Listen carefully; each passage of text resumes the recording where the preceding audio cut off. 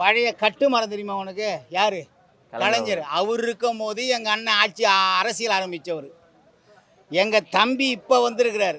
எங்கள் தம்பிக்கு கிழக்கும் தெரியாது மேற்கும் தெரியாது. நடிப்பார், நல்ல நடிகர் எங்கள் தம்பி. நாங்கள் அதான் சொல்லுவோம், எங்கள் தம்பி நல்ல நடிகர். ஆனால் அரசியலில் எங்கள் தம்பிக்கு வந்து அனுபவம் இருக்கா? எங்கள் அண்ணன் 13 ஆண்டு காலமாக இந்த மண்ணுடைய வரலாறு, மொழி, பண்பாடு, கலாச்சாரம், தொன்று தொட்ட வேளாண்மை அப்படின்னு பேசுகிறாரு. இவர் பேசுவாரா? யார் விஜய் அவர்கள் பேசுவாரா? விஜய். புது கல்யாணம் அப்படி தான் இருக்கணும். மரும வழி 4 பேர் வருவான், அழைச்சிட்டு போவான், 5 பேர் பலகாரம் சுடுவான், 6 பேர் வந்து சிக்கனா மட்டனா கேட்பான். அப்படி புது கல்யாணத்தில் அப்படி தான் இருக்கும். கடைசியாக வந்து கமலஹாசன் வந்தார், டார்ச்சர் எடுத்து வந்தார். நான் வந்து வெளிச்சத்தை தமிழ்நாட்டில் உருவாக்க போகிறேன்னு ஆகி காட்டாரா? அடுத்த முதல்வர் எங்கள் ஐயா ரஜினியை வந்துட்டாரா? நடிகர் வருவாங்க, வந்த வழியே போயிடுவாங்க.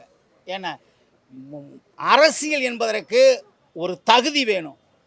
இந்த மண்ணினுடைய மக்களுடைய முழுமையான உணர்வை, அடிப்படை கட்டமைப்பை உருவாக்கக்கூடியவன் தான் தலைவன். அது எங்கள் அண்ணன். பார்த்தில்ல, தமிழ்நாட்டில் இருக்கிற எந்த போராட்டமாக தான் சரி, அது பரந்துரு விமான நிலையம், ஸ்டெர்லைட்டு, இருக்கிற ஹைட்ரோ மீத்தேன் எரிவாயு, இருக்கிற கூடங்குளம், இன்னும் எந்த பிரச்சனையாக இருந்தாலும் முதல்ல போய் மக்கள் சார்பாக குரல் கொடுக்கக்கூடிய ஒரே தலைவர். இன்னும் சொல்லப்போனால் உண்மையான எதிர்க்கட்சி தலைவர் என்னுயிரண்ணன் சீமான்.